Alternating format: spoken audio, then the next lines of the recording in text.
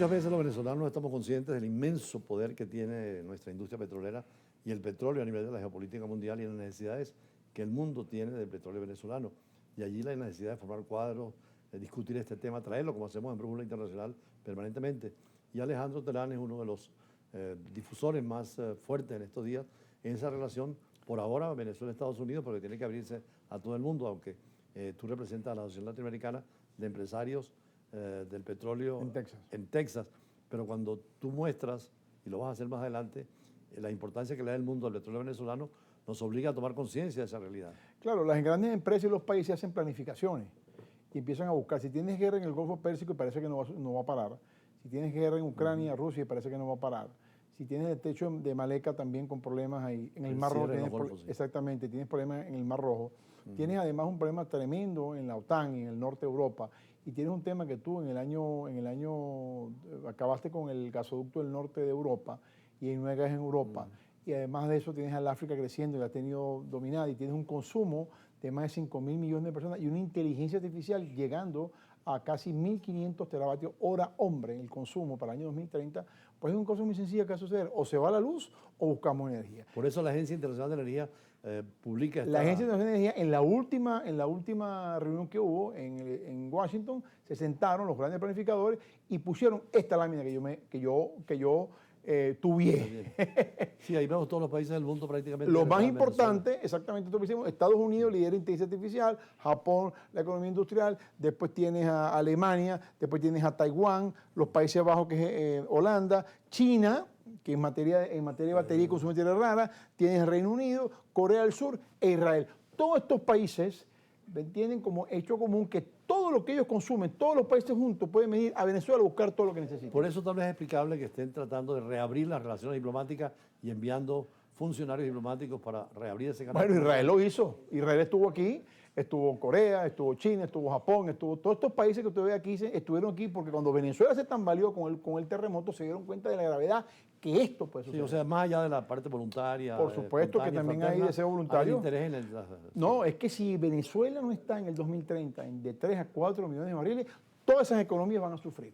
Entonces, o sea, ya es una cuestión de interés nacional de cada uno de ellos. Es un tema de interés mundial. Entonces, y como tú decías, el conflicto del Medio Oriente, que es el del petróleo fundamental, hace que el petróleo nuestro sea más valioso, más seguro. Exactamente, y más seguro que en las otras guerras siempre hubo seguridad petrolera venezolana, tanto en la Primera Guerra Mundial, la Segunda Guerra Mundial, Golfo I, Golfo II, Yom Kippur, en todas las guerras que ha habido. Pero ahora tienes la guerra más grande, que es la de la inteligencia artificial. Pero ahí es donde tenemos que entrar también en la formación de cuadros. Ajá, y yo dije ahorita, Chevron le acaba de pagar a sus empleados un bono, el 60% de lo que ganan al año. El bono más grande de los últimos 100 años de Chevron. Se lo acaba de pagar con las ganancias que tuvo en la bolsa de valores. Parte de la bolsa de la ganancia de Chevron, que fueron 30.000 millones de dólares, es del petróleo firmado en Venezuela con reserva venezolana. Parte de ese proyecto que Ayacucho 8 fue con el petróleo de aquí. Y yo pregunto, ¿por qué no podemos también hacer lo mismo con los venezolanos? ¿Por qué no podemos generar una especie de Ayacucho de nuevo? Claro, centro de datos en Venezuela. Si tenemos todo para hacer. Si tú observas aquí, todos estos países necesitan centros de datos. Están en Venezuela. Claro, estamos en un proceso de agua suficiente. Estamos en un proceso de rehabilitación que estamos entrando, pero nosotros estamos en una propuesta que pronto va a salir, en la cual le entreguemos a todos esos países nuestros recursos de manera electrónica y que permita crecer y que el próximo bono petrolero sea para los venezolanos en el año 2030. Leía en estos días precisamente Max Weber, decía que después de un periodo de la Edad Media y todas las corrientes conservadoras, se desencantó la humanidad y querían nuevas cosas, se autoengañaban. Hoy en día yo creo que Venezuela también está desencantada del modelo que teníamos. Como América Latina están buscando nuevos horizontes. Tal vez esa posibilidad de hacer la ciencia y lo que pasa necesaria. Lo que pasa es que la inteligencia artificial, embajador, cambió el mundo totalmente. Claro. Entonces ahora tenemos otro esquema distinto. Entonces ya no es el dilema capitalismo, socialismo, derecha, izquierda. Es lo mejor de donde esté, traerlo y formar cuadros. No, y quien tenga más datos para vender. El que tenga más datos es el que manda en este momento. Materia prima que sustente aquello. Entonces el próximo petróleo es el dato. Ahora, ¿quién da datos? El dato lo da la energía. Claro. Entonces el que tenga energía controla el dato. Y por ahora la energía sigue siendo no la alterna, sino el petróleo y los hidrocarburos. Y además otra cosa, el centro de datos necesita gas, agua y petróleo. Los tres están aquí. Entonces yo siento que vamos para esa vía y yo siento por eso que Venezuela va a ser, y lo he dicho siempre, el centro energético más importante. Ahora, como decíamos, estás en contacto con los empresarios, pero también con la inteligencia nacional en materia petrolera, los que deciden. ¿Cómo ves esa capacidad de escuchar, de discutir y de corregir lo que hay que corregir? Oye, totalmente. Yo siento que el gobierno y los directivos de PDVSA, ¿Qué pasa con los directivos de PDVSA que yo lo he venido mencionando mucho? Obregón, Martínez, Pinto, Ferrer, todos los muchachos que están ahí, la ministra Paula, todo eso, Anabel, todo ese grupo de jóvenes, Calixto Ortega, todos esos muchachos, y digo muchachos de cariño, no por nada malo, son funcionarios muy jóvenes, pero con una altísima preparación.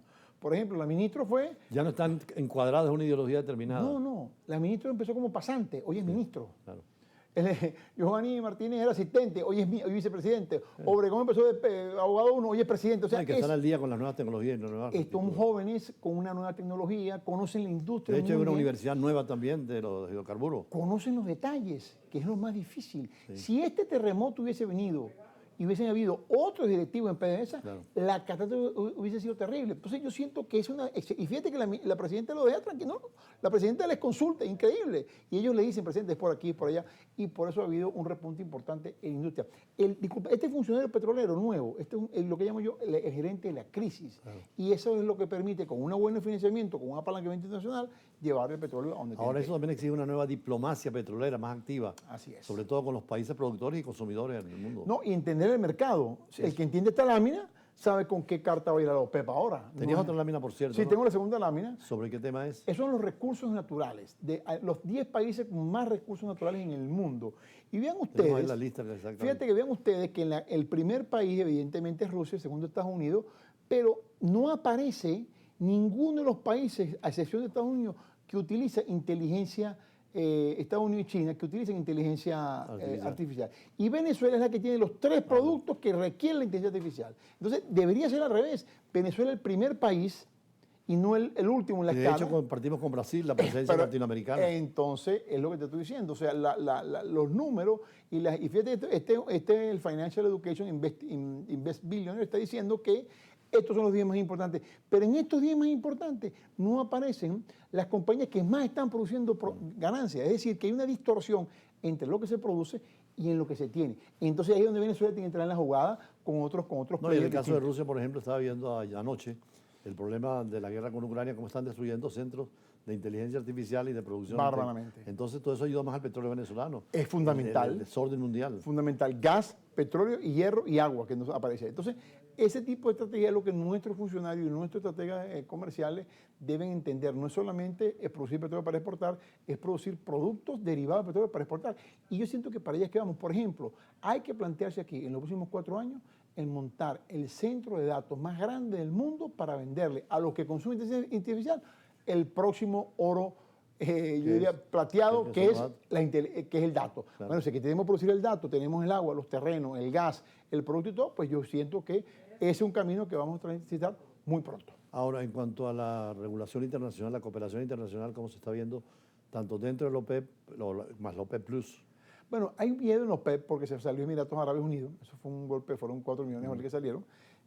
Pero lo que pasa es que Estados Unidos siempre ha apostado... Pero los Emiratos se entiende más en la política interna del Golfo, ¿no? Claro, pero yo siento que en este nuevo esquema mundial y bajo el pedido Trump, él ha golpeado duro a los PEP, pero los PEP han jugado un canal muy cerrado, se han mantenido en los principios y evidentemente... Ha autorizado la producción mayor. Sí, porque fíjate lo que el presidente Chevron dijo recientemente, pese a la guerra del Golfo y pese al que el precio no se ha disparado, las reservas han bajado. Yo dije el otro día, cuidado, esta es una escasez con precios bajos. En lo que eso repunte, como sucedió en la época de Yom Kippur, como sucedió en el año 2007, sobre todo en el Medio puede ser un precio importante que llegue a los $200 si no tomamos las previsiones. Bueno, el tiempo en la televisión es muy exigente. ¿Qué conclusión podemos sacar de todo esto con las láminas que hemos visto y la conversación que hemos tenido? Que estamos en el mejor momento estratégico de Venezuela, que preparemos para lo que viene y seamos inteligentes, eficientes, eficaces para poder tener un país energéticamente estable en el 2030. Por supuesto que en el gobierno nueva política, unidad del país